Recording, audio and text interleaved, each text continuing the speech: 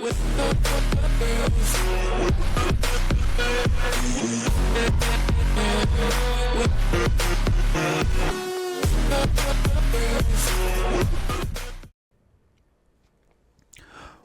back to Sip the Tally Films. I'm your host, Coach Evans, and today on our preseason power ranking countdown, we're all the way up to team number 6.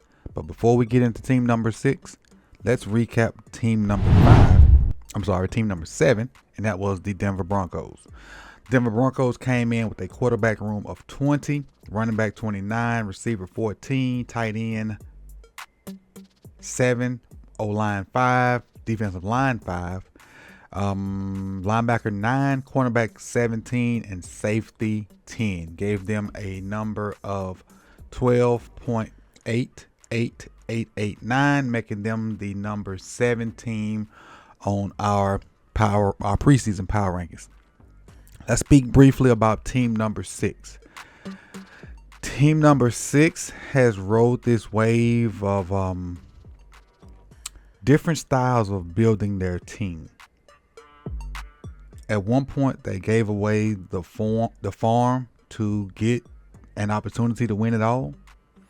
And then when they finally got the farm back, they made great picks. And those picks have turned into one of the most formidable defensive fronts in the NFL at the time. They got a good blend of young and old, and it has produced one of the better rosters in the NFL, on top of having a pretty darn good old ball coach. I say old ball coach because he's not that old. The number 6 team on our preseason Tip the Tally Power Rankings is your Los Angeles Rams, formerly Team Efton picks, but now they're the picks that they finally recouped are paying out. Let's take a look at who they drafted to add to the success that they had last year, because they pushed the Eagles to the brink. They were the only team that even looked like they deserved the chance with the Eagles last year in the playoffs, but they pushed them to the brink. And let's see who they drafted to try to help them go toe-to-toe with the Eagles again. Now, I will say this about the Rams. 1, 2, 3. The Rams, according to my power rankings, the Rams play in a division with 3 teams in the top 10. So that, everybody's talking about the AFC North and the NFC North. The NFC West going to have something to say about the best division. I got 3 of their teams in the top 10. Cardinals at 10, 49ers at 8, Rams at 6. So, but let's get into who they drafted and, make this about the Rams and not about the whole division.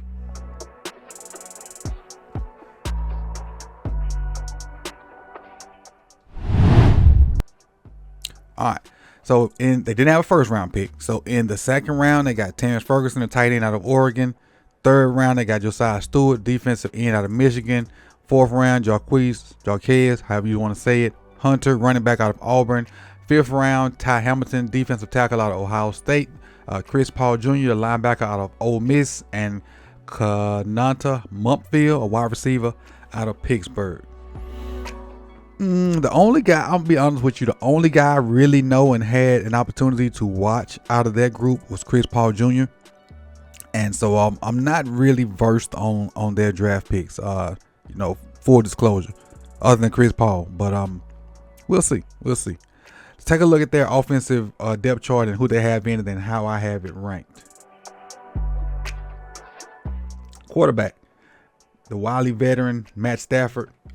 Matt Stafford at his age is playing some of his best football, in my opinion. The arm angles, the touch, the power, the decision making, the no look passes. Stafford's playing some pretty good football, and then he's a warrior. He'll play through anything. He really will. Behind him is Jimmy G, and LA fits Jimmy G's lifestyle well, if you know what I mean.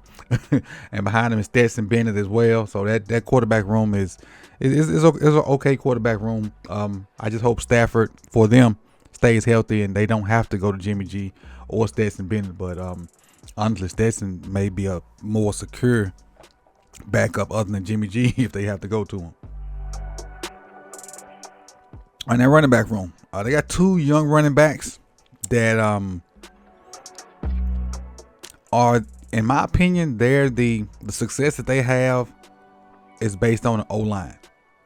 So I don't see a lot of greatness out of the backs, but they do have statistical success because of how good their O line is, and that's Kyron Williams and Blake Corum. Again, they drafted Jarquez Hunter too, and they got the vet Ronnie Rivers. But Kyron Williams and Blake Corum have good success because of how good their O line is, and that's not to crap on the backs. I mean, if you got a good O line, you got a good O line. Well, that's not a bad thing to have, and they do have to use their skill set to take advantage of what they have in front of them. But to say they're these great backs, I don't see it yet. But they're good backs, but they're they just got good O lines in front of them, and that's nothing bad about the backs. But I just think they're average backs with good O lines in front of them, and they take advantage of them, which they should. The wide receiver room, I love this wide receiver room. I think Puka is one of the best receivers in the league. Top five. I think Devontae Adams is one of the best receivers to ever play the game. Top 15, maybe top 20. Definitely one of the best route runners to ever play the game. And then I think Tutu is going to be one of the best slot guys this year because of his skill set and because of the amount of attention you have to pay to Devontae and Puka. I think Tutu is going to be a thorn in people's side this year. I really do.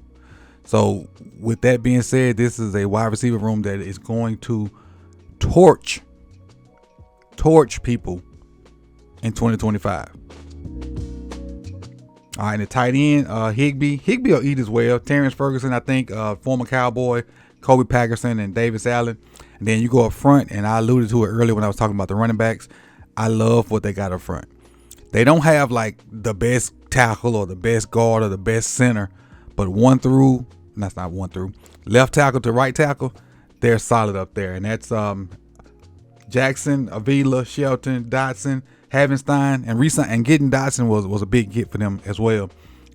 Left tackle to right tackle, they solid. And again, they don't have like the star, but across the board, they solid. If they stay healthy, I think they have a chance to be one of the best O-lines in the NFL. Let's see what I have them ranked. All right, quarterback room, I have them 7th. Running backs, 27th. Wide receiver, numero uno. The whole wide receiver room, numero uno. Argue with your mama. Tight ends, 28. O-line, numero uno. All the way across the board. Left tackle to right tackle, I got them 1. Put it in the comment section if you don't agree. I love to hear your thoughts and opinions about who should be there. I love to hear it. Let's keep rolling to the defensive side. They're a base 3-4 team, even though I got nickel up there, and you know why I've said it was this team 6, so I've said it 26 other times now. But we're going to talk about that 3-4. So in that 3-4, they have Braden Fitz at the end, young guy. Poona Ford, Kobe Turner at the other end, young guy. Byron Young at the outside linebacker, young guy. And Jad Verse at the other linebacker, young guy. Them 5 guys will rip your head off. I did a video toward the end of the season last year on the More Sip the Talent channel about how they play together. And them jokers right there, man. Oh, my God. They are relentless. Relentless. Power. Speed. Tenacity. They get after it. They do. Get a little bit more seasoning on them, and that, to go with that youth. They gonna turn up, and this may be the year they turn all the way up. Then you go back to the linebacker. You got Troy Reader and you got Spates, Omar Spates. They're okay. And they'll have some success behind this front, because that front gonna get after it and gonna command a lot of double teams and attention. So the linebacker should have some success because of the attention that the front's going to command. You go back to their corners. You got Denarius Williams, Arkello Witherspoon, and Quentin Lake. You also got Kobe Durant coming off the bench and maybe even taking one of them starting roles. So you got a little depth at the cornerback position. On the back end with the safeties, you got Cam Kitchens. Will be his second year out of Miami, and then Cam Curl as well. You got two cameras on it. Yep, Cam Curl and Cam Kitchens, who they picked up in free agency last year. So, and I like that combination of the two Cams on the back end. So let's see where I have them ranked. Defensive line, I have them third, and you kind of figure it was pretty high by the way I was talking. Linebackers 21, cornerback 12, and safety 12. And again, if I have one of these positions too high, too low, put it in the comment section as well. So you take those numbers together, add them up, divide them by 9, you come back with 12.44444, and that's why the Los Angeles Rams are number 6 on our SIP to Tally power rankings. So now this is the plan for next week. Monday will be 5, Tuesday will be 4, Wednesday will be 3, Thursday will be 2 and 1. So you'll get 2 episodes Thursday, 2 and 1. So make sure you be aware of that. For those that have been following along all throughout it, I appreciate it. For those that have not and just realized what was going on, go back and check them out.